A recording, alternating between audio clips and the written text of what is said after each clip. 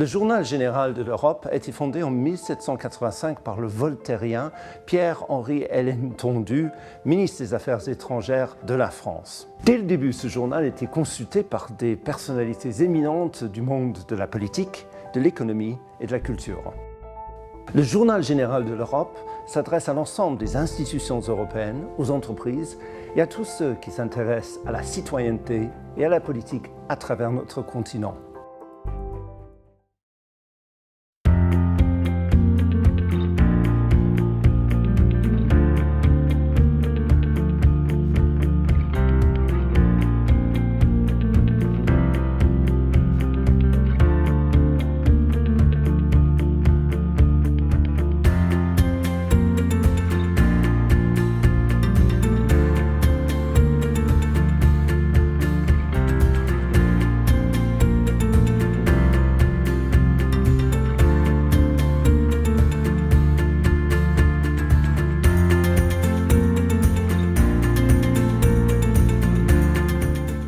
Aujourd'hui, la région de Rabat-Salé-Kénitra, on peut la considérer parmi les régions, je peux dire, les plus complètes au niveau national. Parce qu'à l'intérieur de la région, on a pratiquement tous les domaines d'activité qui sont présents ou bien dans lesquels il y a des potentiels très importants à développer. Et c'est une région où, moi je pense personnellement, la qualité de vie est l'une des meilleures du Maroc.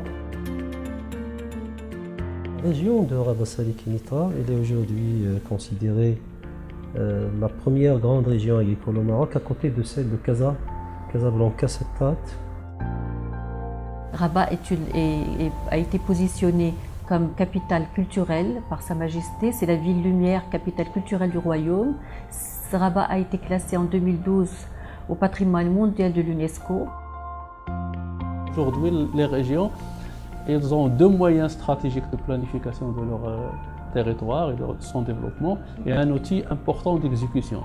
Au niveau planification, donc, les régions doivent élaborer deux documents stratégiques. Le premier, c'est le schéma régional d'aménagement de territoire, qui est un document qui trace le développement global du territoire de la région sur une durée de 25 à 30 ans. C'est à très long terme. Nous avons des missions économiques, à caractère économique, et nous avons des attributions sociales à caractère social aussi, donc nous avons des services, nous avons l'environnement, les énergies renouvelables, etc.